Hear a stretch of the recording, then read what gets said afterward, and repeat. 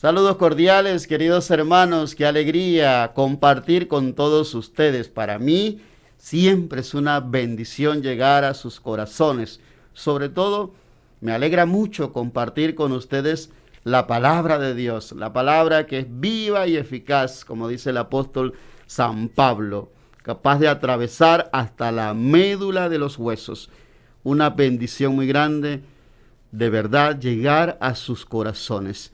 Saber que en la distancia nos encontramos para compartir la fe, para compartir el amor de Dios que se nos da a manos llenas. Dios derrocha misericordia con nosotros. Por eso damos gracias a Dios por este día, por todo lo que nos ha concedido, por la familia, por lo que tenemos, por todas las cosas buenas que el Señor nos da, nos regala.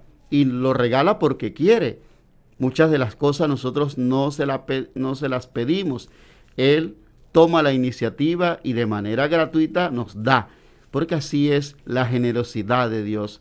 Así es su amor, así es su misericordia, su gracia con nosotros.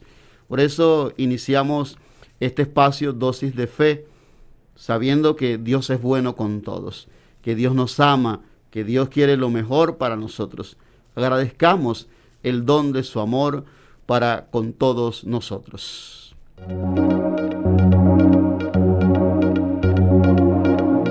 Continuamos, queridos hermanos, en el segmento de la voz del Papa, meditando la carta apostólica del Papa Francisco con motivo de los 150 años de la declaración por parte del Papa Pío IX como patrono de la Iglesia Universal. Celebramos a San José con mucha alegría, con mucho entusiasmo, con gozo. Tantas comunidades celebraron este día con esa esperanza de que las cosas puedan cambiar y mejorar. Y el Papa nos alienta a confiar en Dios, a depositar todas nuestras esperanzas en el Señor, porque Él quiere para nosotros lo mejor. Su cuidado, su ternura siempre estarán en favor nuestro. Dice el Papa Francisco acerca de José que tuvo la valentía de asumir la paternidad legal de Jesús, a quien dio el nombre que el ángel le reveló. Tú le pondrás por nombre Jesús, porque él salvará a su pueblo de sus pecados. Como se sabe, en los pueblos antiguos, poner un nombre a una persona o a una cosa significaba, dice el Papa, adquirir la pertenencia, como hizo Adán en el relato del Génesis. Importante. Miren, yo decía en el programa pasado que nosotros como José debemos llevarnos al Señor Jesús a nuestros hogares, a nuestros trabajos, allí en ese lugar donde nosotros como cristianos nos realizamos. Es importante que nosotros llevemos a Jesús. Y recuerden que para José no fue algo sencillo asumir la paternidad legal de Jesús. En primer lugar, porque, y con toda lógica, tuvo dudas en el corazón, porque María, que estaba desposada con él, había salido encinta. Y dice el Evangelio de San Lucas que María le pregunta al ángel: ¿cómo va a suceder esto si yo no conozco varón alguno? O sea, José estaba desposado con María, pero no vivían como pareja. Y eso es extraño, y sobre todo en la cultura judía, donde imperaba el machismo. Seguramente para José esto era una situación alarmante, desafiante. Pero hay algo interesante en todo esto. Cuando el ángel le habla a José en sueño, él no duda en asumir la paternidad de Jesús. Y poner nombre a Jesús, como dice el Papa Francisco, es decir, yo asumo, yo me hago responsable, yo me comprometo. Y eso nosotros debemos tenerlo muy a flor de piel. Hoy día, frente a estas palabras del Papa Francisco, que nos interpelan. Sin duda debemos, preguntarnos, por ejemplo, como padre, ¿cómo actúo yo con mis hijos? ¿Soy responsable? ¿Me comprometo? ¿Ayudo? ¿Colaboro? ¿Tengo la valentía en un mundo como el que vivimos hoy de asumir responsablemente la paternidad de los hijos? Pues José lo asumió, se convirtió en el padre legal de Jesús, una gran enseñanza para todos nosotros. Y el Papa Francisco sigue diciendo, en el templo, 40 días después del nacimiento, José, junto a la madre, presentó al niño al Señor y escuchó sorprendido la profecía de Simeón que pronunció sobre Jesús y María. Para proteger a Jesús de Herodes, permaneció en Egipto como extranjero. De regreso en su tierra, vivió de manera oculta en el pequeño y desconocido pueblo de Nazaret en Galilea, lejos de Belén, su ciudad de origen. Y cuando tenía 12 años, él y María lo buscaron angustiados y lo encontraron en el templo mientras discutía con los doctores de la ley. ¿Qué encierra todas estas enseñanzas que el Papa Francisco nos da a respecto de José? Que nosotros debemos cultivar la responsabilidad, el compromiso, darle seriedad a ese compromiso que nosotros hicimos un día, si somos esposos, si son esposas también. Para ambos es una gran enseñanza que el Papa nos da acerca de José y que nosotros debemos llevar muy bien, responsablemente a la práctica.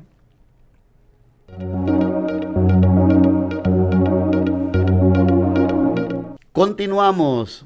Hoy en el modelo de fe le vamos a traer una persona joven, 14 años, el beato Carlo Acutis. Y vamos a ver algunas enseñanzas que este joven santo nos enseña a vivir la vida cristiana, dedicada a los jóvenes, pero también aprovechemos los que no somos tan jóvenes para tomar esa enseñanza de este beato, recién nombrado beato por el Papa Francisco, un joven que llena de esperanza, de alegría a la iglesia. Primera enseñanza acerca de la Virgen María. Qué importante la Virgen María en la vida de Carlo Acutis. Dice, la Virgen María es la única mujer en mi vida. Esa devoción y ese amor a María llevó a este joven a pronunciar estas palabras. La Virgen María es la única mujer en mi vida. Una enseñanza grande para los jóvenes, sobre todo en el tema de la sexualidad. Hay mucha promiscuidad en la juventud. Hay un mundo perdido de propuestas, de engaños, de mentiras. Y qué importante, no porque él decía que María era la única mujer en su vida, sino la invitación a llevar una vida responsable, sobre todo amando a María, nuestra Madre, la Señora del Cielo, la que intercede por nosotros ante Dios. Otra enseñanza que nos da Carlo Acutis dice, cuanto más recibamos la Eucaristía, más nos haremos semejantes a Jesús, de modo que en la tierra tendremos un anticipo del cielo. 3 cosas importantes en esta frase.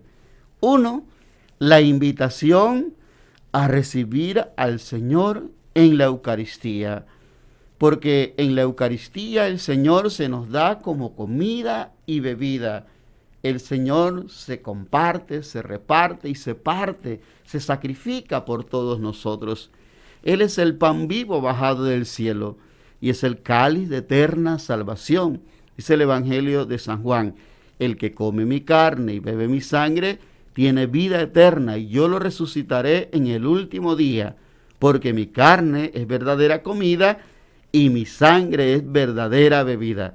El que come mi carne nunca más tendrá hambre y el que bebe mi sangre nunca más tendrá sed. Qué enseñanza maravillosa nos da el Evangelio y cómo este joven lleva a la práctica ese Evangelio escuchado, meditado, orado y vivido.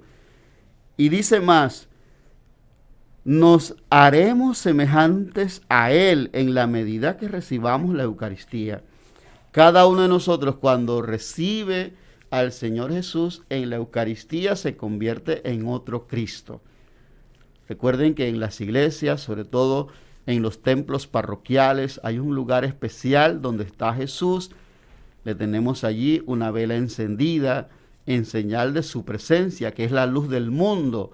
Está allí en el sagrario, está vivo, presente, en alma, cuerpo y divinidad. Todo el Señor está allí en el sagrario. Pero cuando nosotros comulgamos, nos convertimos en sagrario. Nos convertimos en sagrarios vivientes, que llevamos en lo más profundo de nuestra existencia el don más grande al Señor Jesús, el regalo más grande que podemos nosotros recibir al Señor Jesús. Y dice Carlo Acutis que en la medida en que esto suceda, tendremos un anticipo del cielo, del cielo. Esto cuando yo lo meditaba me cuestionaba porque ¿será que siento yo la presencia real del Señor cuando lo comulgo? Siento que ese es mi pedazo de cielo aquí en la tierra, como decía Santa Teresita de Jesús. Importante meterle el diente a esta frase de Carlo Acutis. Otra frase, dice Carlo Acutis, al estar ante Jesús Eucaristía, nos hacemos santos. Una invitación a vivir la vida. Después de comulgar el cuerpo y la sangre de Cristo, estamos invitados nosotros a ser santos como el Padre Celestial es santo. Hay gente que ve la santidad como algo imposible. Y yo pregunto, ¿será que el Señor Jesús estaba gastando pólvoras en gallinazos, como decimos, cuando invitó a sus discípulos a ser santos como el Padre Celestial es santo? De ninguna manera. La invitación es para todos, sobre todo si vamos a la Eucaristía y la celebramos con mucha alegría, con gozo, tiene que vivirse de manera santa en la comunidad. Por eso los sacerdotes, cuando terminamos la Eucaristía, después de la bendición decimos, hacer vida lo que hemos celebrado. Pueden ir en paz, hacer vida lo que hemos celebrado. El desafío es vivir la santidad, vivir la Eucaristía con los hermanos. Y la última frase de Carlo Acutis que vamos a ver hoy es estar siempre unido a Jesús. Ese es mi proyecto de vida. Qué importante, porque el proyecto de vida de Carlo Acutis se basa en un proyecto de vida que tenga en primer lugar a Jesús como centro. Una enseñanza importantísima para nosotros, que tenemos proyectos de vida, porque todos nosotros hacemos proyectos, soñamos, pero en ese sueño, en esos proyectos que nosotros tenemos en nuestras mentes y en nuestros corazones, lo importante es que Jesús sea parte principal de todos esos sueños y anhelos que tenemos guardados en el corazón.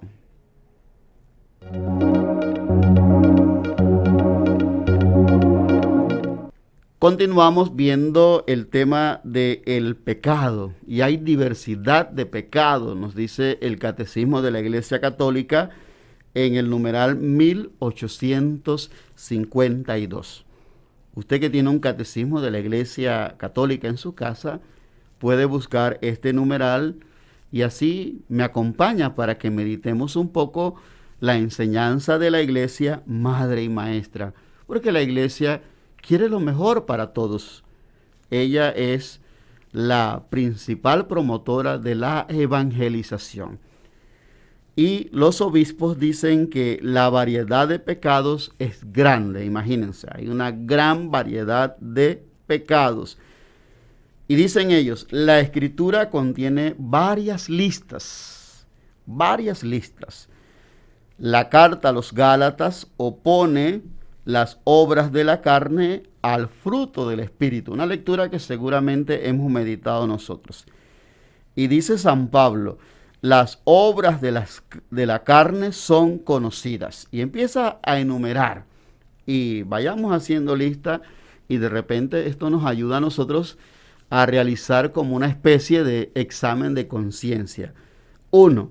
La fornicación, la impureza, el libertinaje, la idolatría, hechicería, odios, discordia, celos, ira, rencillas, divisiones, disensiones, envidias, embriagueces, orgías y cosas semejantes, sobre las cuales les prevengo, como ya les previne, que quienes hacen tales cosas no heredarán el reino de Dios. Gálatas 5, del 19 al 21, para que nosotros pensemos y hagamos conciencia de la vida que llevamos, la respuesta que estamos dando a Dios. Recuerden que en el espacio pasado vimos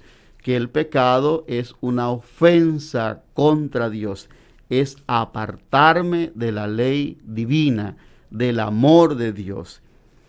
Se pueden distinguir, dicen los padres de la iglesia, los pecados según su objeto, como en todo acto humano, o según las virtudes a las que se oponen, por exceso o por defecto, o según los mandamientos que quebrantan.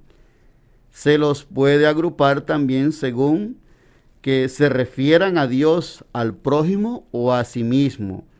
Se los puede dividir en pecados espirituales y carnales, o también en pecados de pensamientos, palabras, acciones u omisiones. La raíz del pecado está en el corazón del hombre, en su libre voluntad según la enseñanza del Señor. Recuerden que el catecismo, y lo vimos en el espacio también pasado, define el pecado en primer lugar como una falta contra la razón, contra la inteligencia, contra la verdad y la voluntad. Dios nos ha hecho a nosotros seres racionales, inteligentes, nos ha dado libertad y voluntad para hacer las cosas bien. Elijamos el bien, amados hermanos, y alejémonos de la vida de pecado para que nuestras obras sean del agrado de Dios.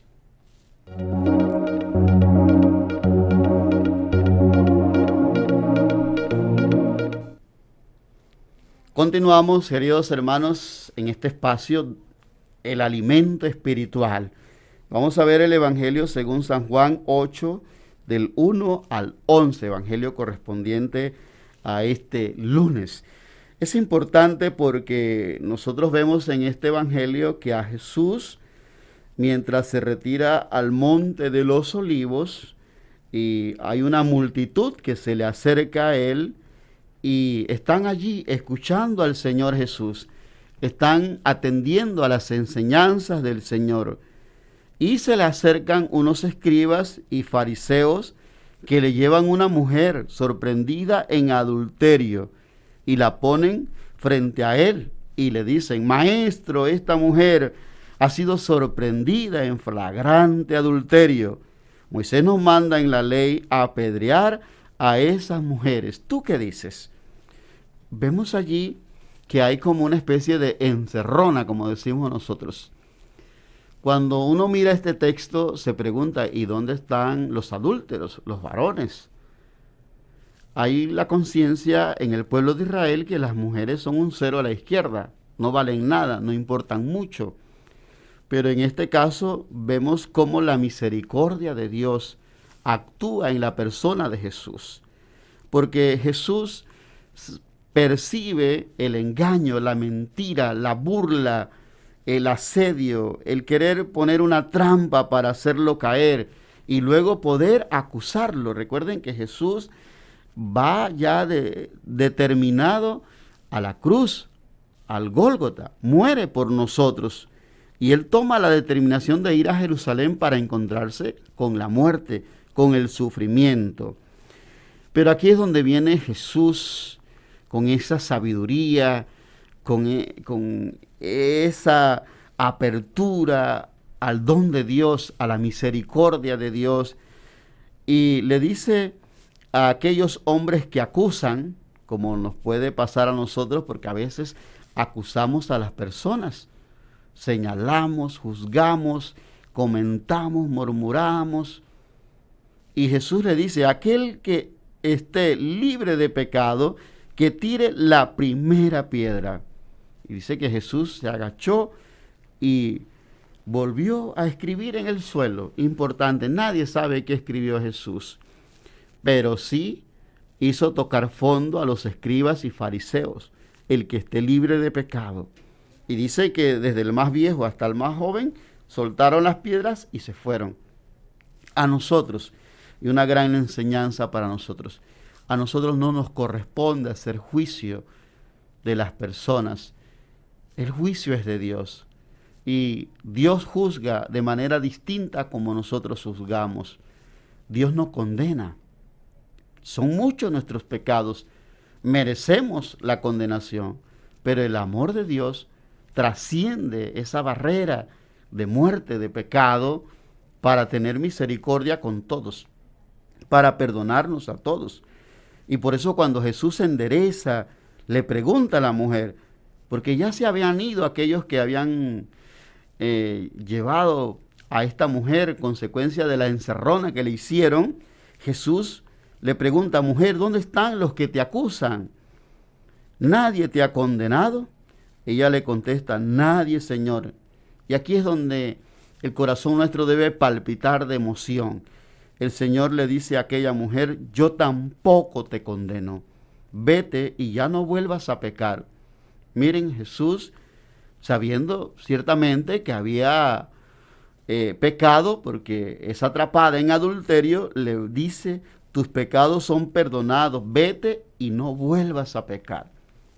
Eso sucede en el sacramento de la confesión. Cuando nosotros vamos arrepentidos, confesamos nuestros pecados, el Señor nos perdona y nos concede la paz y nos dice: vete y no vuelvas a pecar, no vuelvas a cometer los mismos errores, endereza el camino, asume una vida cristiana agradable a los ojos de Dios.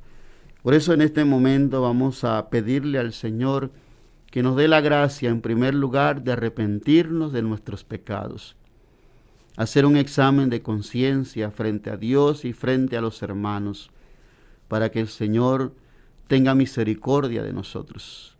Dile al Señor allá en tu casa: perdóname, Señor, he pecado contra el cielo, contra ti, ya no merezco ser llamado hijo tuyo, trátame como a uno cualquiera, pero recíbeme en tu casa, lávame de todos mis pecados, límpiame, purifícame, sálvame, levántame, restaura mi vida, que ha sido sometida a una vida de pecado. Danos, Señor, la gracia de poder corresponder siempre a tu amor. Haz, Señor, que nada nos separe de tu amor, que nada nos separe de ti, porque tú eres el camino, la vida, tú eres la esperanza, tú nos das libertad, tú nos llenas con tu amor y tu misericordia. Con un corazón contrito y humillado, no vamos a ser despreciados por el Señor, porque dice la palabra de Dios que allí donde abunda el pecado, sobreabunda tu gracia, y que aunque nuestros pecados sean rojos como escarlatas, van a blanquear por la misericordia de Dios.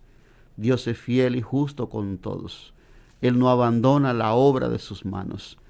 Gracias, Señor. Gloria al Padre, al Hijo y al Espíritu Santo, como era en el principio, ahora y siempre, por los siglos de los siglos. Amén. Que el Señor les bendiga a todos y nos encontramos en otra edición de Dosis de Fe.